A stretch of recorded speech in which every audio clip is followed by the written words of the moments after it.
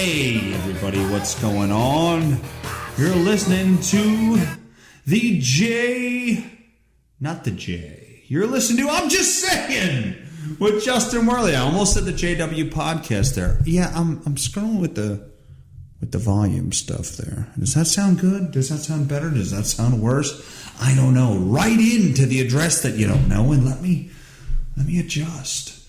What's going on? Thank you for listening to the show.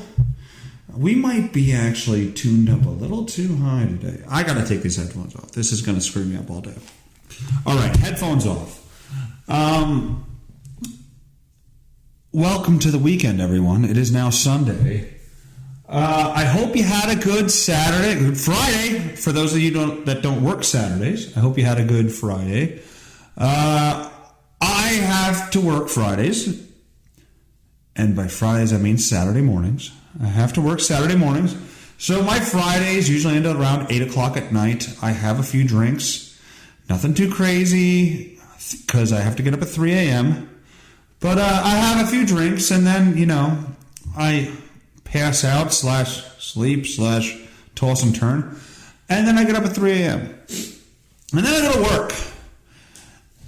And I have to be there by 5 o'clock in the morning. And I usually get there around 4:30. And I sit there in the lunchroom until I can punch the clock and go onto the floor and do every American's duty and work. That screws up the entire Saturday afternoon. And this, well, not necessarily afternoon, but the Saturday night. It screws everything up for Saturday night.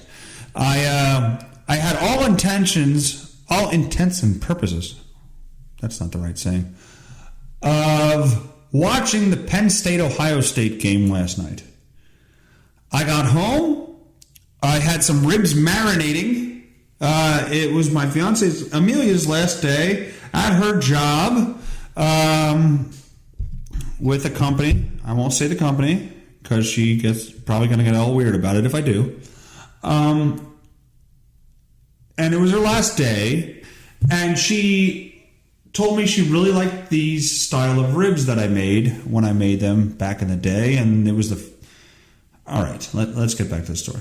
Let's start from the beginning. I bought a smoker a year ago, and I followed to the T the rib recipe, and it turned out amazing. The ribs were great. Now she will only eat the ribs if I do them the way the exact recipe calls for. My normal way of doing ribs is get them out, throw some salt, pepper, garlic on them, throw some brown sugar on them with some pepper flakes and chili powder and stuff like that. Rub that all on the ribs and throw them in the smoker. Okay. For most people, those are good ribs. For myself, I enjoy those ribs. They get a nice crust on them, everything like that. These ribs, however, of course the ribs that she likes, however, you have to marinate overnight in a mixture in a pan, and I thought I would have to use a 5-gallon bucket, but I did not have to do that, so that's good. Marinate them in a pan with what the hell did you? Orange juice. There was some orange juice. There was some soy sauce. There was dry ranch. 2 packets of 1 ounce. 2 1-ounce packets of dry ranch. All kinds of shit, pretty much. Basically, a real big pain in the ass. And of course, those are the kind she likes. What are you going to do? So it was her last day on Friday, and I decided I would make her the ribs that she likes.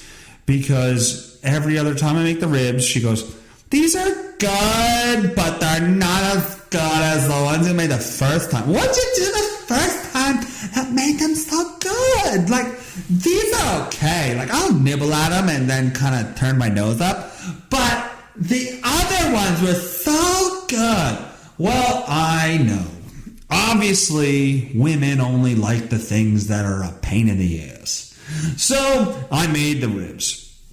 And I had them in the smoker for about 4.5 hours yesterday, at which I decided, what was it, Thursday or Friday, I went out and I bought a bunch of other shit. I thought, you know what, while I'm smoking these ribs, I'm probably going to be hungry before they're done.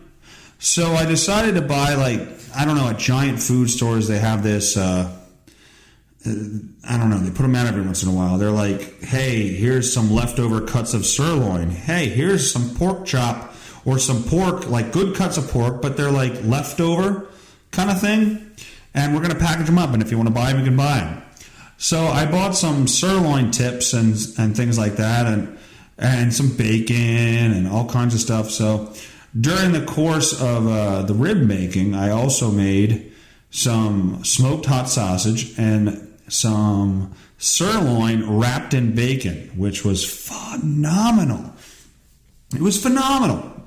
And I smoked a cigar, and I hung out on the deck, and I don't know if we're liked around here as far as our neighbors go. Like, our next door neighbor is odd. Like, she's her own person. She's not somebody else's person. She has like 49 outfits that are all the same, and she wears them 49 out of the 52 weeks of the year, and the other weeks she's just not outside. Very nice lady. She keeps to herself. The neighbor next to her is a grill guy. Like, he's a guy. We had conversation. We talked. And I'm out there smoking and stuff and everything like that. I asked him if he wants to try some stuff. And he said no to both things. I said I got some hot sauce over here, and I got some steak wrapped in bacon if you want to try some. No, I'm fine. Like, when you offer somebody food like that, and they're like a neighbor, I think that's fuck you, I don't trust you. I don't know, is that me reading into it too much? Like, if somebody offers me food and I say no, it's usually because I think they're dirty, and I don't trust what they have, because I don't think they're clean. They're clean people, and I may get sick from what they're eating. And I usually don't have that issue, like me going to people, offering food. Like, I bring food to work and things like that, and people eat it. I've never been turned down by my food. So I don't know. Maybe my neighbors don't like me. So I made all this stuff, and it was great. It was a great night. And I was drinking, of course, because it's the weekend, and that's what you do. And I think I probably fell asleep around 6:38. 6:39 and a half, maybe. So I saw none of the Penn State-Ohio State football game. And that was probably a good thing, because I would have I would have been flipping out. Because from what I saw in the highlights, Penn State was doing everything in the first half. Everything. They're a second half team. So if we're scoring and we're stopping in the first half, that's a good thing, because in the second half, most of the time we're going to get better. We're going to do good things. The second half, we still played okay, but we led Ohio State right back in the game to the point where they took the lead, and they took the lead. We scored, back and forth, back and forth, back and forth. We end up down in the fourth quarter, last play of the game, 4th and 5. Not last play of the game, but it's 4th and 5. We call a run up the middle. It's 4th and 5. We run the ball on a draw play up the middle. Not a draw play, but basically a shotgun handoff. Up the middle. Why is that the play? Trace McSorley, the Penn State quarterback, had been running all over the field, over 100-yard rushing, over 200 yards passing. Why wouldn't you put the ball in the hands of the best player you have? Instead, you hand it off to somebody who, okay, if you give it to McSorley, he can run. He can make a run. It's 5 yards. Or he can pass. You have the option. If you hand it to your running back, he ain't throwing the fucking ball. What are you doing, Franklin? If you're letting somebody call your plays, he's not calling the right plays. Penn State ended up losing 26-27. That might have taken them out of the playoff hunt. And now a big loss at home. It was a home game. It was a big loss. Ohio State's tough as shit.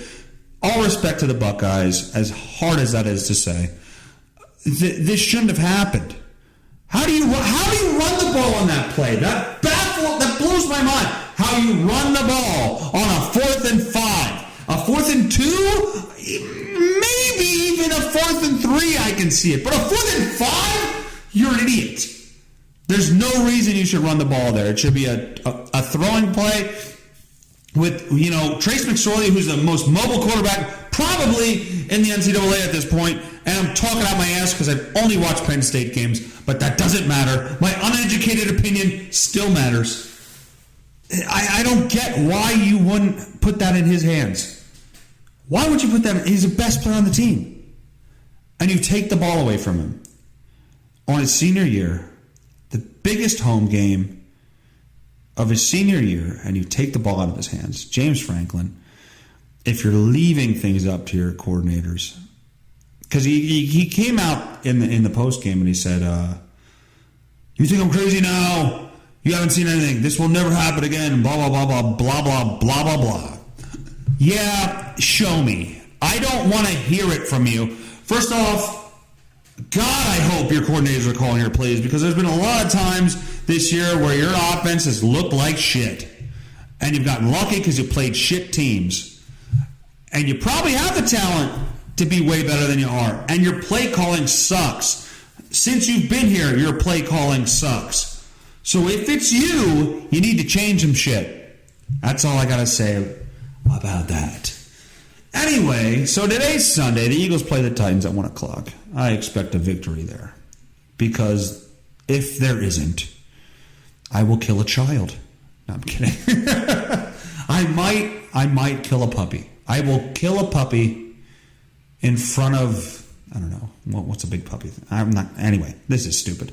So, Eagles play today, 1 o'clock against the Titans, and Alshon Jeffrey's back. That's a big thing.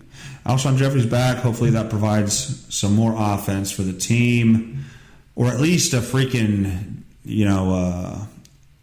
what the hell is that? Not a dummy, a decoy. A decoy for the defense to have to worry about, and opens up other areas. So hopefully it does that. And the Eagles can move to 3-1, which would be great, because the rest of the division kind of sucks. But we need to keep pace and keep burying them in the cellar of the season. So let's go to the news and see what's happening right now. By the way, I opened the show with the Van Halen Panama song, which was overdubbed with Kavanaugh.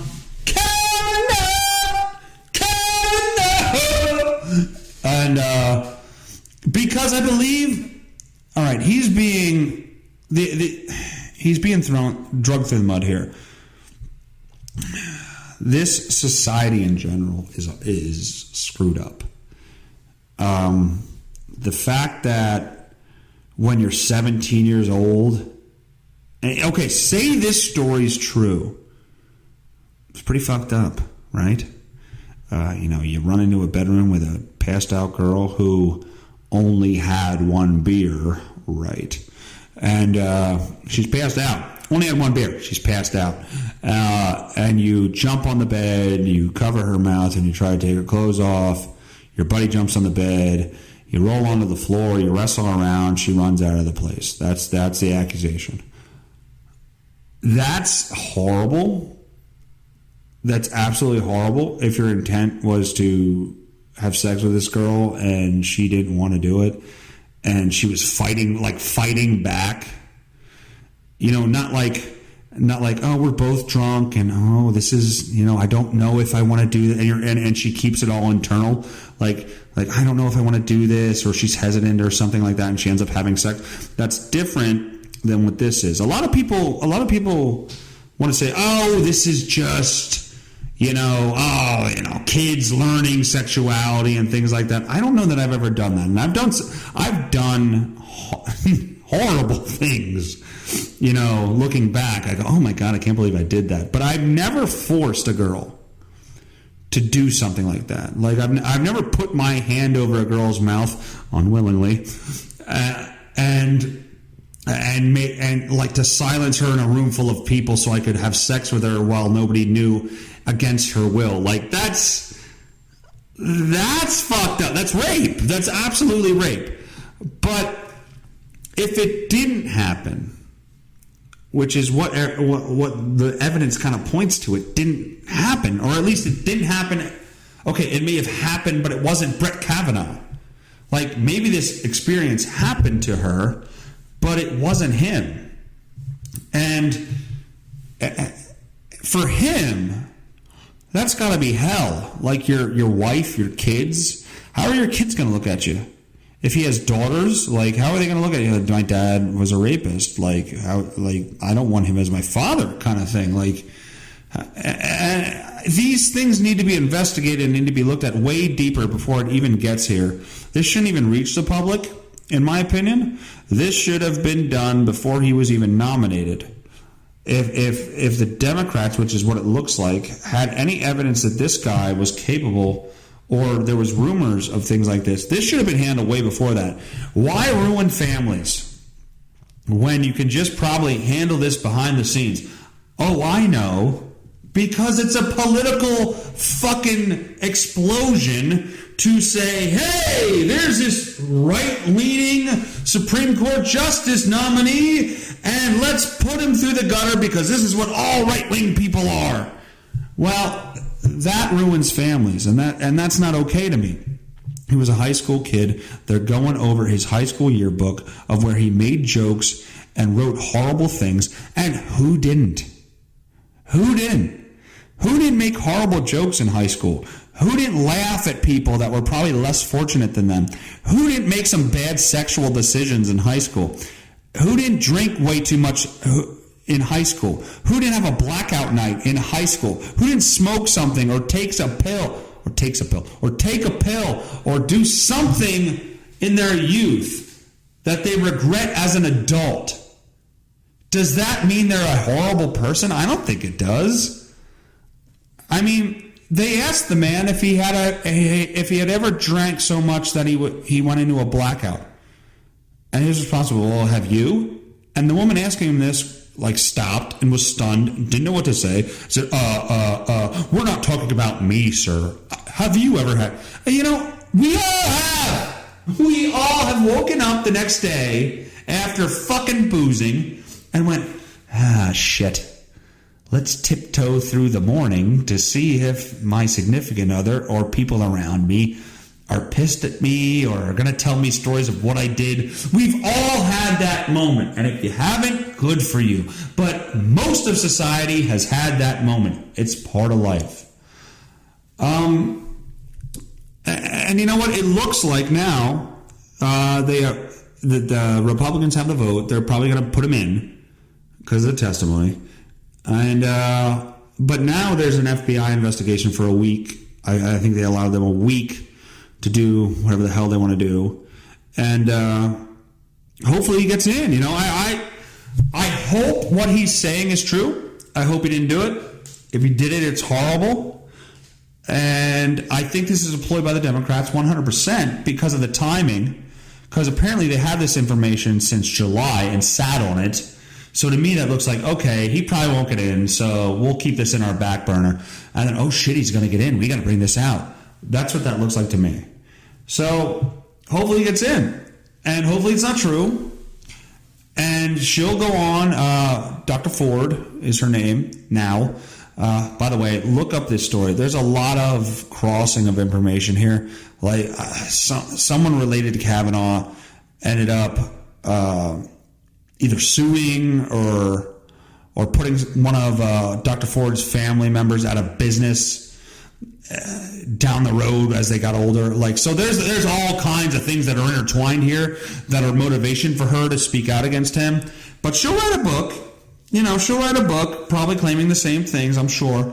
And she'll be a rich, famous person, or at least get a big sum of money for doing what she did. So that's the way society works, people.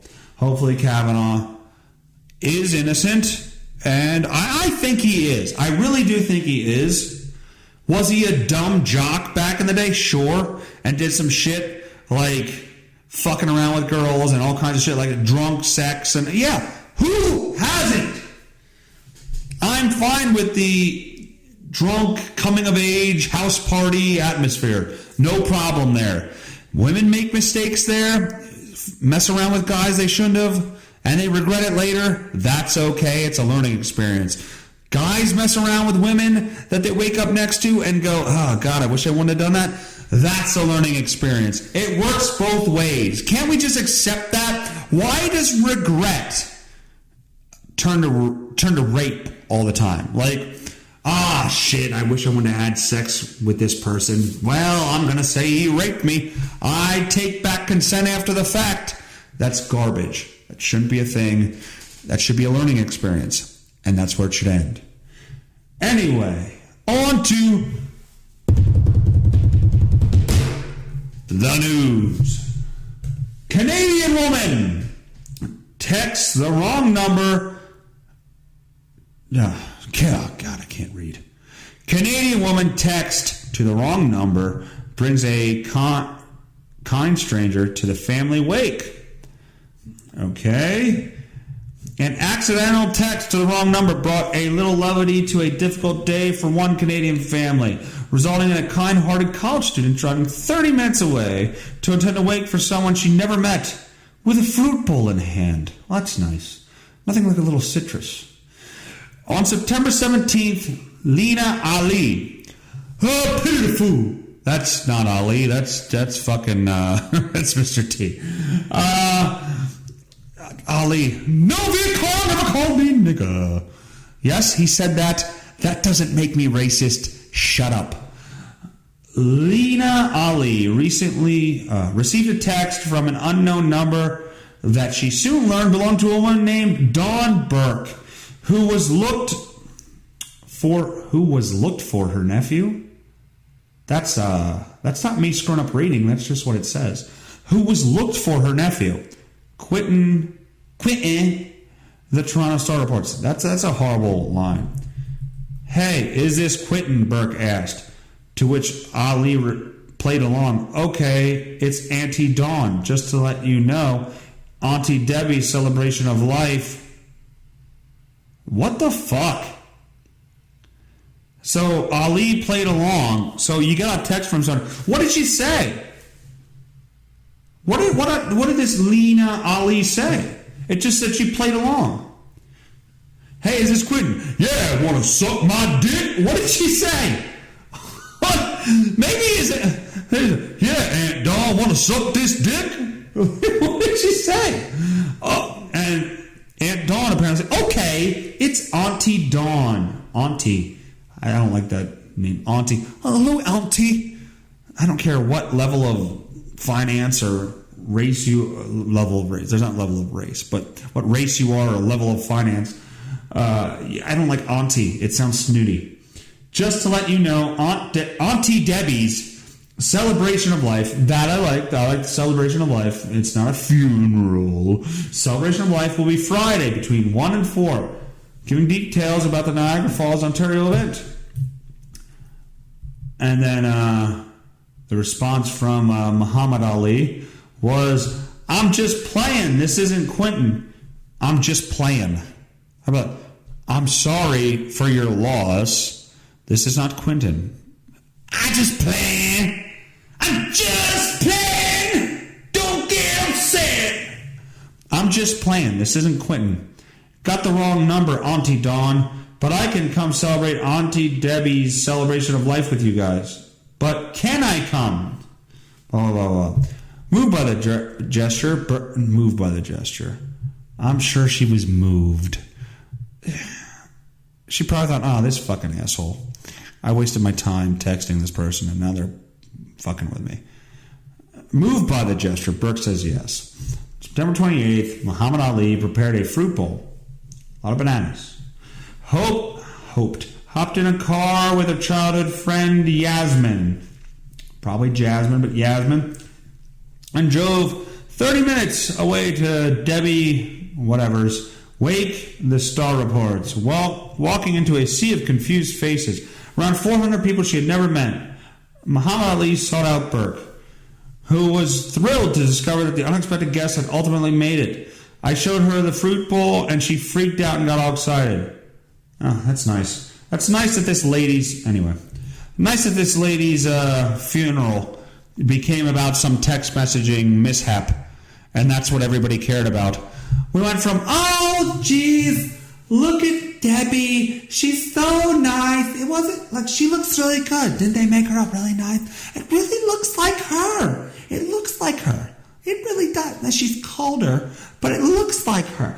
Oh, look at the fruit basket. Muhammad Ali came. Hey, let me tell you the story. Everybody come around. Let's make it about me. Maybe I can get on Fox News and have a story about me. About me. It's all about me. Anyway, in the days since the story has gone viral on Twitter, of course, because that's what matters when somebody dies, that you can make a Twitter comment that means something to you. And more than 1,270 shares, many found it to be hilarious, heartwarming, and sweet that Ali went the extra mile to show support for a family and strangers during their time of need. Ali, too, got to meet the famous Quentin at the end. A famous Quentin. I don't care about this story anymore. You made somebody's death about yourself. You got on. I mean, it's a funny story. Like, it's a humorous story. But the story should be, I think, if you're talking about it, about... Okay, let's bring this to light a little bit. The woman that came, the Ali, was in a... What do you call that? What do the Muslim women wear on their heads? Let me look that up. What do Muslim women wear on their heads? It's something. It's not a towel. That's racist somehow. Muslim head wrap. What's it called? Hijab? I guess hijab? Yeah. Well, she was wearing a hijab. That's the only reason this story mattered. And the fact that she had to have that on to make it a story tells you a little bit about the way society is today. And yes, if you hear some weirdness in between that last little bit of audio and now, it's because I had to pee. And I got up and God damn it, I went as my God damn it right. So, Florida mom claims newborn baby mistakenly breastfed by another woman. A new mom in Orange Park, Florida claims her newborn son was mistakenly breastfed by another woman. Joy Brown, Joy spelled Joii, because she's just creative. You know, I feel this baby's going to be creative. A nurse at Orange Park Medical Center accidentally brought her son, Roman, to the wrong... to the wrong room following his circumcision. If they would have just bit it off like a normal person, it would have been fine. She was told the procedure would take only 30 minutes, but realized something was wrong when the nurses in the facility returned him more than an hour later. At the time, nurses explained to Brown that her child was mistakenly taken to another woman's room. The woman, who has not yet been identified, reportedly breastfed Brown's son for a few minutes before the oversight came to light. Ugh. Nothing worse than fake tit milk. I never had... Well, I'm sure I had breast milk. I don't know. I'll have to ask my mother that if she breastfed me. But I'm assuming so. They didn't really have formulas and stuff like that back then that I know. It was shocking, Brown said, of the mix-up. All you had to do was look at the wristband and see it wasn't her child. The U.S. Food and Drug Administration warns feeding a baby with breast milk that's not sourced from the mother can present possible health and safety risks for the baby. That's great. You suck on a fake titty. No, okay. You suck on a rogue tit. The tit was rogue. And you go in there, huckle, and you get a little bit of milk in there that ain't your mother's, and now, what do you got? You got a fucking hand growing out of your fucking testicle. That's what happens. What's his fucking name? Little Roman? Little Roman's got a pinky growing out of his asshole now because mom couldn't get the fucking right wristband on. That's not what happened at all. The hospital did it. The goddamn hospital. Anyway, risks for the baby include exposure to infectious diseases, including HIV, nothing worse than AIDS tits, to chemical contaminants such as illegal drugs and limited number of prescription drugs that might be in human milk. Ugh. Human milk sale. Ugh. I'm actually having a hard time saying it. Human milk. Human milk. Sounds disgusting. That said, using donated breast milk is not uncommon and is safe as long as the milk has been tested for harmful bacteria. Yes, there's a guy in a lab that sits there, takes a big swig of the tit milk and goes, and if he lives, you can sell that tit milk then. He then throws it up and puts it in a thing and you can drink it. Following the incident, Brown told the news station the medical center was immediately ran tests on her son. As of now, he appears healthy. That's good. Little Roman, the tit milk smuggler, will be okay. On to the next. On to the next. The first picture of Tom Hanks as Mr. Rogers is what you need today. And boy, does it look weird. It just looks weird. An old guy wearing sneakers with khakis is just weird. Tom Hanks is ready to be your neighbor. Hello, neighbor. Why don't you come in and have some ice cream that I may have laced with something? Meet my friend Bill. He has a doctorate from Temple. He'll put you right to sleep. I'm gonna put my penis in you while you're sleeping. That's what I do. You wake up halfway in between. It's funny 'cause it's my penis and that is great. Go, hey, fat Arnold, look at my penis raping you while you're sleeping. Anyway, Sony Pictures had released the first photo of actor Tom Hanks as Fred Rogers from the upcoming as yet untitled film about the iconic Child's Show host.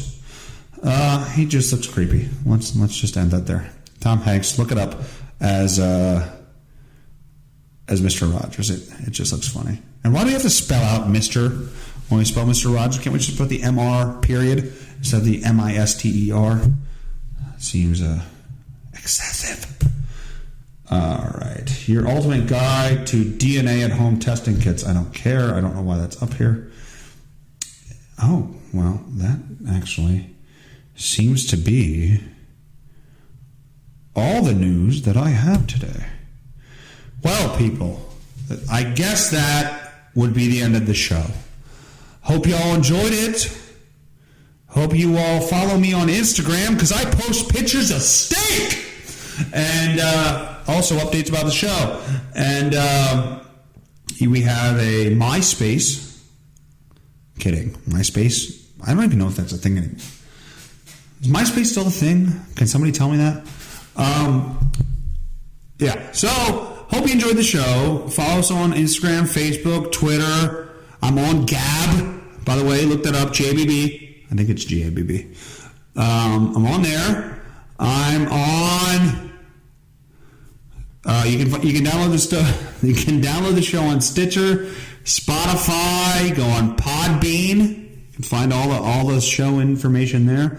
Just look up the I'm Just Saying show, where I'm Just Saying with Justin Werley. YouTube. Yeah. Look us up there. And hope you enjoy the show. Hope you have a great weekend. And look forward to talking to you next week. Later.